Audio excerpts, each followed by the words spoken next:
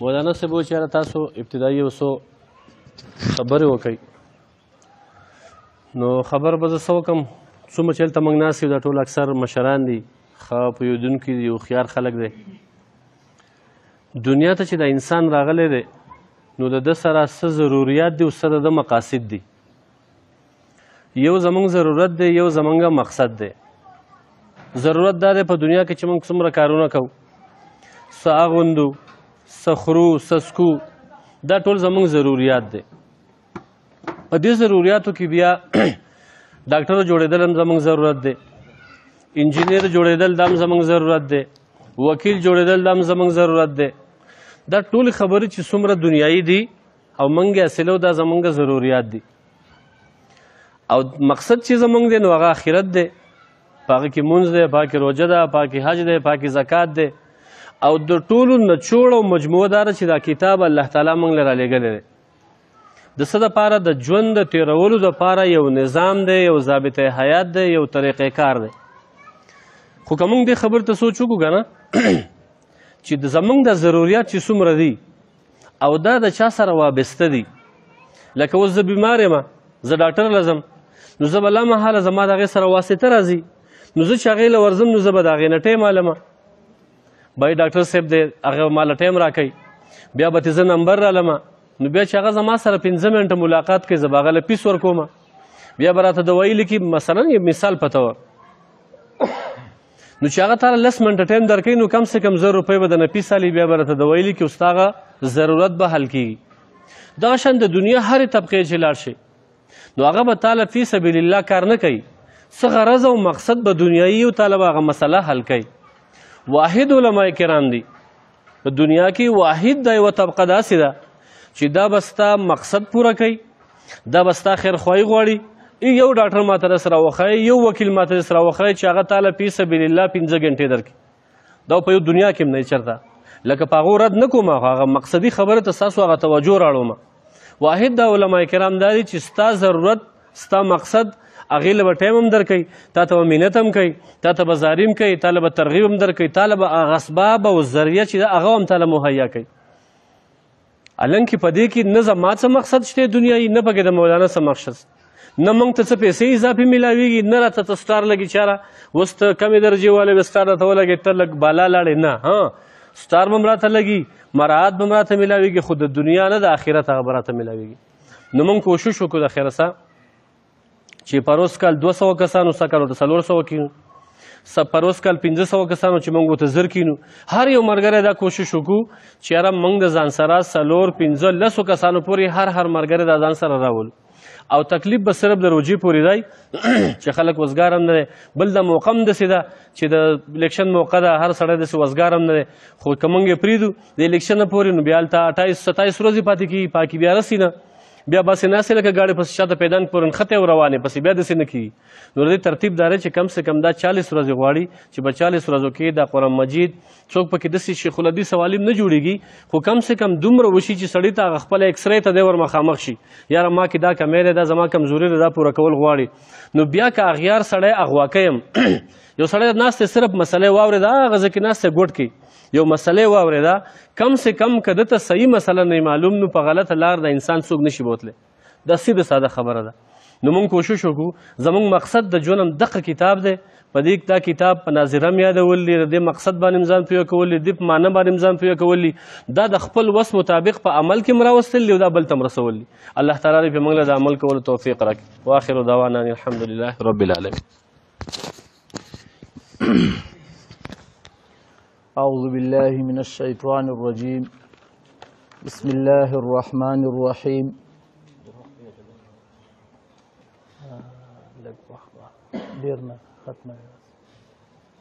الحمد لله رب العالمين الرحمن الرحيم مالك يوم الدين إياك نعبد وإياك نستعين اهدنا الصراط المستقيم صراط الذين أنعمت عليهم غير المغضوب عليهم ولا الضالين صدق الله العظيم الحمد لله الله ففضل کرم سره منګه سالانه په دې ورځو کې د قرآن مجید دا تفسیر شروع کوو او 28مې روژې ته اکثر مونږ خپل تفسیر اختتام ته رسو د الله په فضل سره او ستاسو په دعاګانو سره.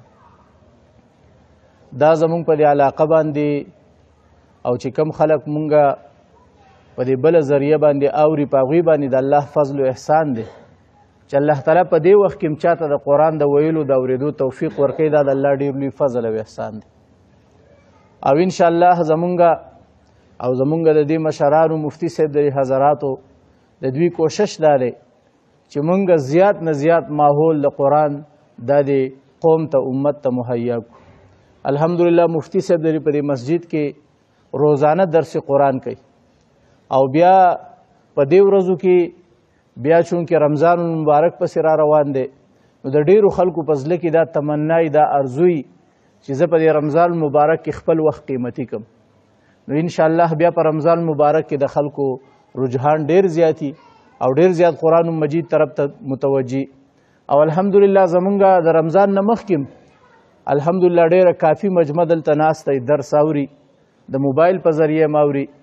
د دې موبایل په ذریعه باندې ما په ابتدا کې مونږ 3 تفسیره داسې کړو چې په دې کې موبایل مونږ نه استعمال کړی. بیا هغه کرونا وبا پکې راله نو مونږ بیا هغه جومات کې نو په هغې کې د ډېرو خلکو په ناسته باندې پابندي وه. نو دې وجې نه بیا مونږ د موبایل په ذریعه باندې هغه تفسیر نشر کو چې یاره خلک په کورونو کې ناست دي، وباګانې دي، آفتونه دي. نو د هغې د وجې نه یو ځای کې را جمع کېدل له حکومت د طرف نه پابندي وه. نو مونږ د تفسیر مجبوراً د موبایل په ذریعه باندې وښودو. نو هغه خلکو ډېر زیات په موبایل په ذریعه باندې چې خلکو واورېدو نو ډېر زیات د محبت اظهار یې وکړو. بیا وی چې یاره دا سلسله جاری وساتلی شي. نو پروس کال بیا الحمدلله دوباره بیا مونږ په دې مسجد کې دوباره بیا تفسیر الحمدلله مسجد کې پکې خلکو ډېر په کثیر مقدار کې شرکت وکړو او دغه شان د موبایل په ذریعه باندې خلکو ډېر واورېدو. اوس هم مونږ د خپلو بعضو اساتذو نه د مشرانو نه رایه واغسته نو هغې وی چې د دې په ذریعه باندې ډېرو خلکو ته خیر رسی. نو ټیک ده چې مسجد کې موبایل د دې په ذریعه باندې ویډیو جوړول چلول نو اگر چې په دې کې خبرې شته خو بهرحال نن سبا زمانه کې چې څومره ګوره پخوانه زمانه کې به زمونږ مشرانو د فتنو مقابله کوله نو چې فتنه به د تقریر په ذریعه خورېده نو عالم به ورته تقریر کو، چې فتنه به د کتاب په ذریعه خورېده نو عالم به ورته کتاب لیکو. اوس دا فتنې او دا فسادونه زیات د موبایل په ذریعه خورېږي. دې وجې نه موږ ته خپل استادان وایي دا لاره مو ته ونیسئ. خلک کم از کم الحمدلله زمونږ د خلکو د قرآن سره محبت شته. زمونږ چې پښتو باندې پوهېږي او دا قرآن د چا مخې له ورغلی دی الحمدلله هر سړي په څه نه څه حصه کې اورېدلی دی. او موږ له بیا که پیژنو که نه پیژنو موږ له خلکو په دې باندې یو قسم داد را کړی چې یاره دا سلسله جاري ساتل پکار دی. او په کورونو کې زنانه هم ډېر په کثیر مقدار کې دا قرآن مجید اورېدلی دی. نو زه نن صرف او صرف دا ابتدایي صورت مې ووایو او دا یو څو ابتدایي خبرې ما وکړې. مفتی صاحب ماشاءالله ابتدایي خبرې وکړې. زه صرف نن تاسو ته دا یو څو دا خبرې گزارشات مې مخې ته کېښودو چې انشاءالله ډېر ملګري نن په کثیر مقدار کې حاضر دي. بقایا مونږ ډېرو ملګرو ته اطلاعات ورکو او دا لږ وختي زمونږ په دې روژې نه مخکې زمونږ درس لږ مختصري. نو اول کې مونږ رسې یو 40 منټ کوو، بیا رسې 45 او بیا ګنټه، بیا رسې پاو باندې. بیا خو روژه داسې چې بیا خلک مونږ ته وایي یاره چې څومره اوږدولی شي دا درس اوږد کوي چې مونږ ورته پکې کښېنو. نو الحمدلله نن هم زمونږ هغه ملګري ناست دي چې کم د وخت نه په دې درس کې کښېني او د ابتدا نه دلته کښېني. نو دې نه دا معلومه شوه چې د دوی د قرآن سره محبت دی او د قرآن دا داسې تنده ده چې دا د سړي نه ماتېږي. ورنه که دوی یو ځل اورېدلی وی دوباره به ول اوس نه راتلی ویل به چې یاره مونږ هسې م اورېدلی دی. نو دې وجې نه زما تمامو مسلمانانو ته دا دعوت دی چې ډېره د فتنو د فسادونو زمانه ده. دا موبایل خلک په مختلف طریقو باندې استعمالوي او مختلف قسمه خبرې پکې خلک کوي، لیکي پکې. نو د هغې نه ښه دا ده چې دا لږ وخت مونږ قرآن له ورکو او دغه شان مونږ په دې قرآن کې د خپل ځان نه څه وایو نه، په دې کې مونږ هغه خبرې کوو چې کوم په تفسیر کې لیکلی شوي. بل مونږ ما ته یو عالم دا خبره وکړه او دا زمونږ خپله رایم ده، وایي ستاسو دا تفسیر چې نو دا زما په دې بنیاد باندې خوښ دی چې دا قرآن من حیث القرآن تاسو بیانوئ. بس قرآن او د قرآن مطابق خبره تاسو به کې لکه د دې زمانې مطابق په یوه خبره باندې دا نه پیټ کوئ او لکه داسې چې کوم دی نو یو طرف ته یې نه وړئ. بس چې قرآن څه بیان کړي دي هغه بیانوئ. او انشاءالله دا زمونږ ارزو ده او دا زمونږ تمنا ده او دا مقصد دی چې دا خلک صرف د قرآن په الفاظو او د قرآن په معانیو باندې حتی الامکان څنګه چې مفتي صاحب وفرمایل چې یو سړی په دې کې شیخ الحدیث کېږي نه خو کم از کم دومره څه واوري چې سړي ته پته ولګي چې یاره په دې قرآن مجید کې څه دي، په دې کې دننه څه مسایل دي. او دا وخت چې زمونږ په قرآن په تعلیم او تعلم کې ولګي نو هغه نبی علیه السلام چې فرمایي و یا عالم شه یا متعلم شه، نو الحمدلله مونږ ټول چې کوم دی نو په قرآن په دې درس کې کېناستو نو مونږ ګورئ که معلم نشو نو الحمدلله متعلمین ټول شو. نو د دویمې درجه کې الله تعالی مونږ ټول شامل کړو. نو لہذا زما تمامو مسلمانانو ته دا درخواست دی چې په دې درس کې ټول شرکت کوي او انشاءالله مونږ به ابتدایي یوه خبره ته صرف کومه دا یوه خبره ځان سره یاد وساتئ او نن مونږ په دې ځای باندې دعا کوو. انشاءالله د سبا نه به بیا زمونږ باقاعده د درس آغاز کیږي. یوه خبره ته کوم کستانې یو سړی تپوس وکړي چې ته څه لځې او ته څه کې، نو مونږ ورته وایو مونږ تفسیر کوو. نو زه تاسو ته صرف د دې تفسیر دا لفظ نن واضحه کړم چې دا څه ته وایي. تفسیر دا په عربی کې د فسر د لفظ نه دی او فسر یو څیز سپینولو ته وایي. لکه مثلا یو سړی د وږي نه هغه پوستکي لرې کوي او دا وږی سپینوي، یو سړی مڼه سپینوي، نو دا چې ته سپینه کړې نو دننه هغه مغز او مقصد یې راښکاره شي. نو دا تفسیر دقه کولا وهلو ته وایي، دقه پوستکي لرې کولو ته وایي.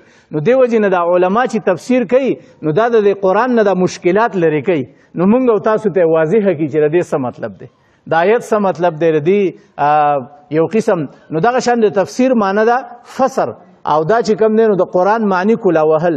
نو چې څنګه یو سړی مڼه او دغه شان هغې نه پوستکي لرې کوي نو دننه مقصد یې راښکاره کوي، هغه د مقصد یې خوراک دی. نو دغه شان د قرآن مجید دا تفسیر چې دی نو د دې مقصد هم دا دی چې مونږ دا قرآن کولاو کړو او دننه مقاصد چې دي نو هغه مونږ راواخلو.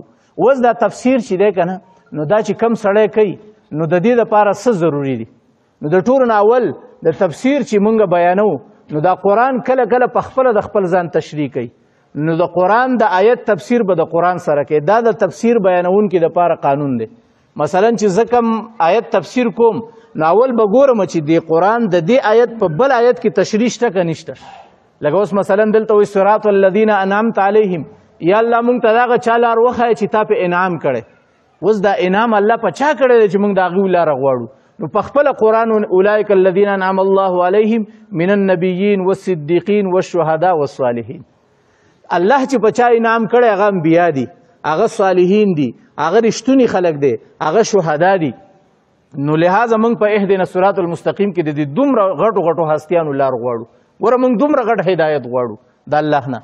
الله دې دا استهزار او دا معنی موږ ته نصیب کړي. نو دغه شان د قرآن مجید اولنی ماخذ دا په خپله قرآن دی، د تفسیر ماخذ.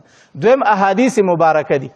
کله کله یو حدیث راشي د هغې سره پیغمبر علیه السلام په خپله تشریح کړي وي، هلکه د دې مقصد دا دی.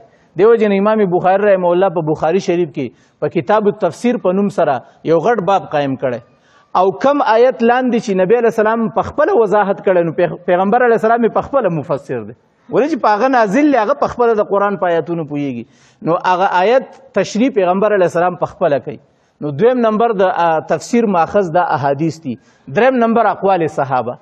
ګوره زما په ذهن کې د یو آیت یو معنی راځي یا زمانه یو سل کاله مخکې سړي په ذهن کې یو معنی راځي نو دا به نه معتبر.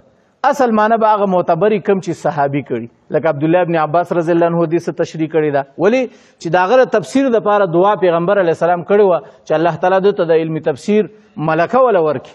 او د تفسیر په باب کې د ټولو نه زیات مستند تفسیر دار عبدالله ابن عباس رضی الله عنه دی، د عبدالله ابن مسعود رضی الله عنه دی، زید ابن ثابت رضی الله عنه دی وغیره وغیره. نو لہذا موږ چې تفسیر بیانو اول به د قرآن نه بیانو، بیا به د احادیثو نه، دریم نمبر اقوال صحابه، دریم نمبر اقوال تابعین چې تابعین د صحابو کم شاګردان دي هغو چې د آیت کم مطلب بیان کړی هغه به موږ بیانو. او پنځم نمبر لغت عرب. ګوره د عربو په دې لغت باندې مهارت پکار دی چې یو سړی د عربۍ د لغاتو نه خو څه نه څه خبر خو یي که نه. نو قرآن په عربۍ کې راغلی دی نو د عربۍ د لفظ معنا او مفهوم دې مقصد دې باره کې څه دی نو دې وجې نه به د هغې هغه مقصد چې دی نو هغه به حاصلې. لکه نو لغت عرب. او شپږم نمبر عقل سلیم. عقل سلیم دی ته وایي چې انسان ته یو ملکه حاصله شي. دا ملکه چې چاته حاصله شوه نو تفسیر به بیا هغه بیانوي چې چاته د تفسیر ملکه وي. زه تاسو ته وایم چې د عقل سلیم او د ملکه څه ته وایي. لکه د دې دا یو استعداد په انسان کې دننه. نو د دې تفسیر، د دې قرآن، د دې احادیثو، د دې تشریحاتو، د دې کتلو سره سره د بیانولو سره سره په انسان کې دننه یو استعداد پیدا شي. دا بیا خودادات صلاحیتي. نو زه تاسو سره دې یو مثال ویم. یو سړی په بینک کې دا پیسې حسابوي. نو ګوره دی چې پیسې حسابوي که نه نو دی به تا ته به ګوري، ستا څه به خبرې کوي. دلته دی پیسې حسابوي او په دې ګوتو کې دننه دته एकदम پته ولګي چې دا یو نوټ پکې جعلي دی، د مز نه راوباسي. نو دې ته ملکه وایي. دغه شان پخوانۍ زمانه کې سکې وي د سرو زرو د چاندۍ، نو دینار او درهم به ورته وایو. نو چې کم په کومه سکه کې ډېره سونه ده او په کم کې کمه سونه ده او دا کوټ او دا ملاوټ یې پکې ډېر کړی، نو دا به سونارانو د ځان سره یو اصلي دینار ایښی د سرو زرو. نو هغه به یې داسې ایښی نو د بره به یې پې دا دینار داسې راچاو، نو هغه به دا ټنګ نه د اواز نه پېژاندو. وای په دې کې سره کم دی او دا ملاوټ یې پکې ډېر کړی دی. نو اوس ګوره د ټنګ نه او د هغه اواز نه به هغه درهم معلومه و، وایي دا اصلي دی او دا دیسي دی. نو دقه شان د دې قرآن د دې تفسیر هم خپله یو ملکۍ الله تعالی بیا په دې علماو باندې کولو کړي. بیا د قرآن په مانځه کې ولاړي او د آیت تشریح एकदम ذهن ته راشي چې یاره د دې مقصد دا دی. الله تعالی بیا د قرآن دا پې کولاوی، نو دغې ته عقل سلیم وایي. نو په دې شرایطو سره مفسرینو دا تفسیر لیکلی. نو چې کومو مفسرینو تفسیرونه لیکلي نو هغه د قرآن د تفسیر دپاره قرآن پیش کوي، د قرآن د تفسیر دپاره حدیث مبارکه پیش کوي، د قرآن د تفسیر دپاره اقوال صحابه پیش کوي، د قرآن د تفسیر دپاره اقوال تابعین پیش کوي. لغت عرب نه پکې فایده الی او د هغې سره سره پاکې ذاتي ملکه مي الله وله دومره استعداد ورکي. اوس دغه مفسرینو تفسیرونه لیکلي دي، زمونږ کار څه دی؟ موږ مفسرین نه یو، موږ ناقلین یو، نقل کوونکي. زه به ویم چې د دې آیت لاندې امام قرطبي دا فرمایلی. نو زه دومره د لوی درجې مفسر نه یم چې زه په خپله تفسیر جوړم. ما لپاره زما مشرانو تفسیرونه لیکلي، زه به د هغې نه رالم. روح المعانی دا لیکلي دي، تفسیر کبیر دا لیکلي دي، تفسیر ابي سعود دا لیکلي دي. بیا زمونږ په مشرانو کې مولانا ادریس کاندهلوي رحمه الله د قرآن تفسیر لیکلی معارف القرآن. بیا بیان القرآن حکیم الامت حضرت اشرف علی تانوی رحمه الله لیکلی دی. بیا معارف القرآن مفتی شفیع صاحب رحمه الله لیکلی. بیا تفسیر عثمانی علامه شبیر احمد عثمانی صاحب لیکلی دی. دغه شان مختلف قسمه سرفراز خان صدر صاحب دامت برکاتهم، دغه شان نورم ډېر علما دي چې هغو تفاسیر لیکلي. موږ د هغې نه استفاده کوو او به طور نچوړ او خلاصه هغه تفسیر په دې ځای کې بیانوو. نو بهرحال مزید خبرې به انشاءالله نن چونکې زموږ ابتدایي خبرې وې، مفتی صاحب هم خبرې وفرمایلې. انشاءالله العزیز دا یو څو سبق ورې موږ ووایو د تفسیر دا معنا او د هغې دا ماخذ. موږ ورې نننی خپل سبق ووایو، لږ هم ووایو خو بهرحال وم وایو. انشاءالله زموږ افتتاح وشوه او سبا نه به انشاءالله بیا باقی د زموږ درسي.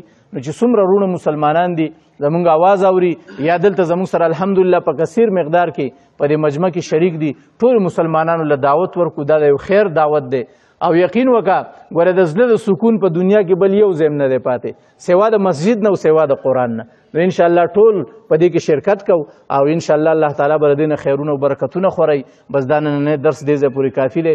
الله دې موږ ته د عمل کولو توفیق را نصیب کړي.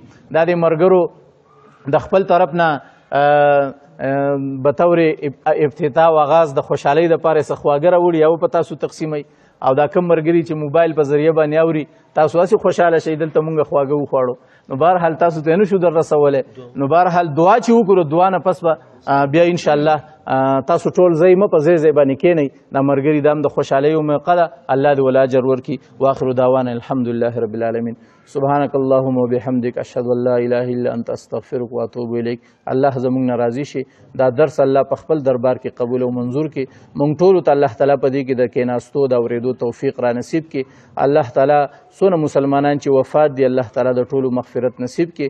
الله تعالی څومره پریشان حاله دي پریشانۍ ختمې کړي. الله تعالی زموږ د ټولو سره ډېر زیات د خیر او د کرم معامله وکړي. وصلی الله تعالی علی خیر خلقه.